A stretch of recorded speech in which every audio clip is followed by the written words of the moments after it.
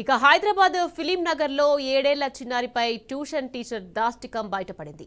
1వ తరగతి చదువుతున్న తేజానంద్పై ట్యూషన్ టీచర్ శ్రీ మానస అట్లకాడతో దాడికి పాల్పడింది. ట్యూషన్లో చదవడం లేదనే కారణంతో బాలుడి శరీరంపై 8 చోట్ల అట్లకాడతో కాల్చింది. ఇక విషయం తెలుసుకున్న తల్లిదండ్రులు ఫిలిం నగర్ పోలీస్ స్టేషన్లో ఫిర్యాదు చేశారు. బాలుడిని వైద్య పరీక్షల నిమిత్తం గోల్కొండ ఏరియా హాస్పిటల్కు తరలించారు. బాలుడిని విచక్షణారహితంగా కాల్చిన మానసపై కఠిన చర్యలు తీసుకోవాలని తల్లిదండ్రులు డిమాండ్ చేస్తున్నారు.